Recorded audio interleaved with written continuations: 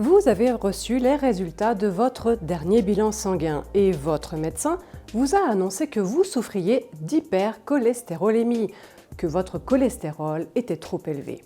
Il vous a indiqué de revoir votre hygiène de vie, alimentation, activité physique et aussi évoqué la possibilité de prendre des médicaments. Mais voilà, vous voulez en savoir plus avant de prendre une décision, surtout concernant une médication, car vous avez fait vos recherches sur Internet et il semble que les avis soient mitigés. Certains pensent qu'avoir du cholestérol élevé dans le sang n'est pas grave et d'autres vont vous dire que c'est problématique. Alors, qui a raison? Car cette divergence d'opinion ne vous aide pas vraiment. Donc, pour vous aider à trouver votre vérité et mettre des solutions en place, vous allez voir que des tests complémentaires vont vous aider. Car autant le cholestérol est essentiel, oui, mais trop de cholestérol, et là nous parlons d'hypercholestérolémie, peut être un vrai facteur de risque pour les maladies cardiovasculaires, telles que les maladies coronariennes, les accidents vasculaires cérébraux et les maladies artérielles périphériques. Un excès de cholestérol dans le sang peut aussi avoir un impact sur le foie, en contribuant au développement de la stéatose hépatique non alcoolique, caractérisée par l'accumulation de graisse dans le foie. Et dans certains cas, une cirrhose ou un cancer du foie. Un taux élevé de cholestérol peut favoriser la formation de calculs biliaires, qui sont des dépôts solides de cholestérol et d'autres substances dans la vésicule biliaire ou les voies biliaires. Bref, vous n'avez pas envie de ça. Alors, parlons des premiers tests que votre médecin a fait avant de passer à 4 autres tests complémentaires que je vais vous proposer après. Votre docteur a analysé votre cholestérol total, votre cholestérol LDL et HDL, les triglycérides et autres marqueurs. Je vais faire un rappel par rapport à ces marqueurs. Ceux qui connaissent, vous pouvez passer cette partie grâce au chapitre dans la barre d'informations. Le cholestérol total, lui, est la somme de tous les types de cholestérol présents dans votre sang, HDL, LDL, ainsi que d'autres composants lipidiques. En fait, c'est un calcul. Le LDL, appelé lipoprotéine de basse densité, est souvent lui considéré comme le mauvais cholestérol, car quand il transporte le cholestérol des cellules du foie vers les tissus du corps, eh bien, il peut s'accumuler dans les parois des artères, formant des plaques réduisant le flux sanguin vers les organes et les tissus, obstruant les artères, ce qui peut bien évidemment entraîner des complications graves citées avant. Pour le HDL, appelé lipoprotéine de haute densité, il est souvent considéré comme le bon cholestérol, car lui transporte le cholestérol des tissus vers le foie, où il est ensuite éliminé du corps. Un bon niveau de HDL est associé à un risque réduit de maladies cardiovasculaires. Les triglycérides, si élevés, peuvent être associés à un risque accru de maladies cardiovasculaires, surtout si combinés à des niveaux élevés de cholestérol, LDL et niveaux bas de HDL. Les triglycérides élevés peuvent également être associés à d'autres conditions de santé, telles que le diabète de type 2, obésité, hypertension artérielle.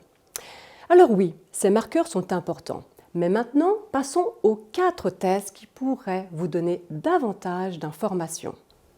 Donc oui, le cholestérol total donne une indication, mais nous devons être plus précis. Ce que vous devriez demander en plus à votre médecin, c'est d'évaluer votre LDL oxydé. Pourquoi le LDL oxydé? Eh bien car l'oxydation du LDL est un événement clé dans le développement de l'athérosclérose. Les LDL oxydés sont plus inflammatoires et plus toxiques pour les cellules endothéliales des vaisseaux sanguins, ce qui peut entraîner une réponse inflammatoire et une accélération du processus de formation de plaques. Ce qui nous amène à demander la CRP ultrasensible.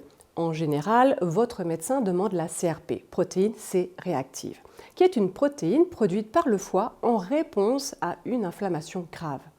Mais ici, je vous propose de demander la CRP ultrasensible, qui nous permet de détecter des niveaux plus faibles de CRP associés à des inflammations subcliniques.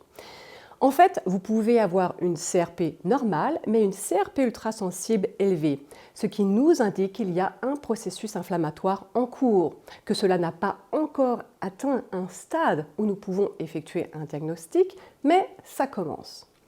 Alors une CRP ultrasensible élevée peut indiquer un risque accru de maladies cardiovasculaires, mais celle-ci peut être élevée car vous avez d'autres conditions médicales.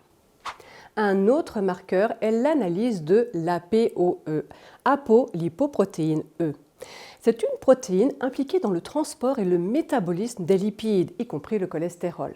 Le gène ApoE existe sous plusieurs formes, appelées allèles, dont les plus courants sont ApoE2, ApoE3 et ApoE4.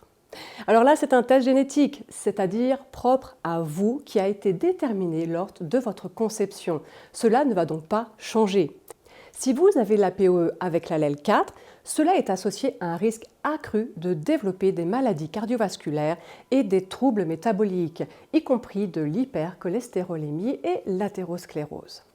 Si vous possédez l'ApoE avec l'allèle 2, vous avez tendance à avoir des niveaux de cholestérol total et de LDL plus bas. Vous êtes moins susceptible de développer des maladies cardiovasculaires par rapport à l'ApoE 4. Et l'ApoE avec l'allèle 3 est considéré comme neutre en termes de risque de maladies cardiovasculaires. Il n'est pas associé à des effets marqués sur le cholestérol sanguin ou le risque de maladies liées au cholestérol. Personnellement, j'ai le génotype ApoE2, E3. J'ai donc hérité d'un allèle E2 de l'un de mes parents et d'un allèle E3 de l'autre. Je vous montre l'interprétation à l'écran et, comme vous pouvez le constater, l'ApoE influence aussi le risque de maladie d'Alzheimer. L'allèle 4 étant le plus problématique dans ce cas de figure. Mais ce n'est pas le sujet de cette vidéo. Un autre marqueur, c'est l'ApoB ou apolipoprotéine B. Un niveau élevé d'ApoB est généralement associé à un risque accru de maladie cardiaque et des niveaux plus bas sont généralement considérés comme bénéfiques pour la santé cardiovasculaire. Alors maintenant, quoi faire de ces résultats? Alors je vais vous partager ce que moi je déciderai pour moi-même de faire selon mes résultats. Je ne vous dis pas ce que vous devriez faire, non, je vous partage ce que moi je ferai. Car pour toute décision, changement concernant votre santé, veuillez consulter votre médecin. Sachez que l'hypercholestérolémie est souvent associée à d'autres facteurs de risque métabolique. Obésité abdominale, hypertension artérielle, résistance à l'insuline. D'autres problématiques de santé à prendre en compte pour prendre votre décision finale avec l'aide de votre médecin. Alors bien justement, si j'avais un cholestérol total élevé, un LDL élevé, mais le reste, tout bon, pas d'autres maladies ou problématiques de santé, j'ai même l'ApoE2 ou 3 et l'ApoB basse, car il est possible d'avoir un taux élevé de LDL sans que l'ApoB soit également élevé et vice-versa. Donc, dans ce cas, je ferai des changements dans mon hygiène de vie, alimentation, activité physique, gestion du stress. En fait, je ferai le point sur tout ce qui peut impacter négativement ma santé. Et comme je vous le montre à l'écran, nous devons travailler sur différents facteurs. Mais je n'opterai pas pour la médication. Si je reprends le même cas de figure, mais que là j'ai un surpoids, en plus les triglycérides élevés, un LDL oxydé important, une CRP ultrasensible élevée avec l'ApoE4, ApoB élevé et peut-être en plus de l'hypertension et un diabète de type 2. Alors là, je prendrai des statines et je ferai des examens complémentaires pour évaluer les dépôts de plaques dans les artères, comme une échographie carotidienne pour visualiser les dépôts de plaques des artères dans le cou par exemple. Et j'irai aussi voir du côté hépatique. Est-ce que je ne développerai pas un foie gras en parallèle? Alors personnellement, si j'ai ces résultats, je vais me remettre en question. Il y a quelque chose que je fais actuellement qui n'est pas bon pour ma santé. Je vais devoir changer. Alors, je vous ai donné 2 cas extrêmes, mais comprenez bien qu'il y a différents cas de figure. Ce n'est pas noir ou blanc. Et dans ce sens, n'hésitez pas à faire le point avec votre médecin. En tout cas, pour ceux qui ont réalisé que nous ne sommes pas tous égaux face à la maladie, que vous pouvez être acteur de votre santé et que vous souhaitez justement évaluer si vos changements, alimentation, activité physique, fonctionnent, Je vous propose un autotest que vous pouvez faire chez vous. C'est l'autotest Mission Cholestérol que vous allez découvrir dans cette vidéo. Car au-delà des facteurs génétiques, il va falloir travailler sur les causes de votre excès de cholestérol. Alimentation, surpoids, manque d'activité physique, tabagisme, facteurs hormonaux. Je pense aux femmes en période de périménopause et ménopause, ou certaines maladies comme l'hypothyroïdie, maladie rénale et même une dysbiose intestinale. Et oui. En fait, le médecin ne va pas analyser uniquement les marqueurs que nous avons vus, mais bien d'autres pour avoir une vision globale de votre santé. Est-ce que vous êtes déficient en certaines vitamines, minéraux? Est-ce qu'il n'y aurait pas une autre problématique derrière votre cholestérol élevé? Il va vouloir le découvrir. Il vous indiquera aussi les tests qui sont ou pas pris en charge par l'assurance et le prix des tests. Voilà, nous arrivons à la fin de notre sujet. Si vous avez appris des choses, merci de liker cette vidéo. Et si vous voulez en apprendre davantage sur l'alimentation et la gestion de problématiques de santé, abonnez-vous. Je vous dis à très bientôt et prenez soin de vous.